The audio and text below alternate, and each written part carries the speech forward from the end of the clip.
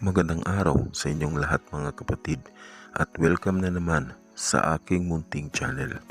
Sa bidyong ito ay mayroon na naman po akong ituturo sa inyong isa pong mabisang karunungan, at ang karunungan pong ito ay isang mabisa pong paraan upang mapaghiwalay po ninyo ang kabit o kalaguyo ng inyong mga mister at misis. Mabisa po ang karunungan ito mga kapatid.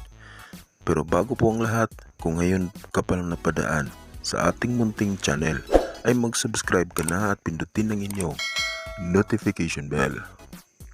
Kung nais ninyong mapaghiwalay ang kalaguyo o kabit ng inyong mga asawa, ganito lang po ang inyong gagawin. Dapat po kayong maghanda ng isang garapon.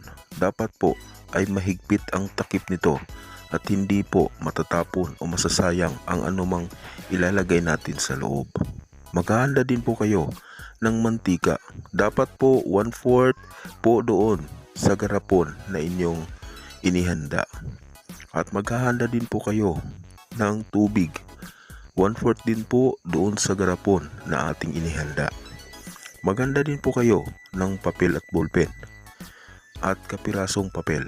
2 papel po ang inyong gagamitin. Pero kung kayo ay mayroong larawan ng kabit ng inyong asawa, ay mas maganda po. Mas maganda din po kung alam ninyo ang birthday ng kabit ng inyong asawa. Sa mga nagtatanong po, kung sakaling walang picture, yun pong kapirasong papel na lang ang inyong gagamitin. Isusulat po ninyo ang kumpletong pangalan ng inyong asawa at kanyang kabit o kalaguyo sa isang kapirasong papel. Mas mabuti po kung alam ninyo ang kanilang birthday. Ilagay din po doon sa papel. Sa mga nagtatanong, papaano kung hindi nila alam ang pangalan ng kalaguyo ng kanilang asawa sapagkat hindi pa nila ito nalalaman? Hindi po pwede. Dapat po sa pamamaraan na aking ituturo ngayon ay alam po ninyo ang kanilang pangalan. Simulan na po natin mga kapatid. Dapat po ito ay gagawin sa araw ng Biyernes sa kahit na anong oras po. Ito ang inyong gagawin. Ihanda ang garapon. Ilagay po sa garapon ang tubig at ang mantika na iyong inihanda.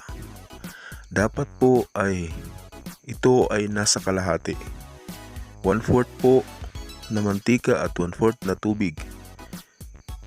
Equals kalahati po doon sa garapon.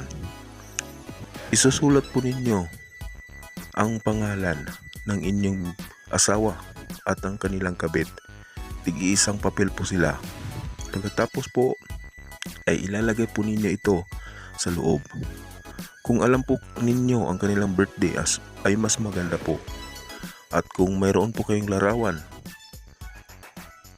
ng iyong asawa at ng kanyang kabit, mas mabuti po. Dapat po magkahiwalay ito. Isulat po sa likod ng kanilang picture ang kanilang pangalan at birthday. Pagkatapos ay ipasok po sa loob. Takpan pong maigi. Alugin po ito ng maraming beses. Sabayan po ng pagsasabi na sabihin po ang pangalan ng iyong asawa at sabihin po ang pangalan ng kanyang kabit. At sabihin na kayong dalawa ay maghihiwalay habang buhay tulad ng mantika at tubig na hindi maghahalo kailanman. Yan po ang inyong sasabihin ng paulit-ulit habang inaalog po ninyo ang garapon. Pagkatapos po ay balutin po ito ng itim na tela at pagkatapos ay ibaon po ito sa lupa. Antay na lang po ang kanyang epekto. Sigurado po ako na magkakalabuan po at maghihiwalay ang iyong asawa at ang kanyang kabit. Napakamabisa po ng kaparaanang ito mga kapatid.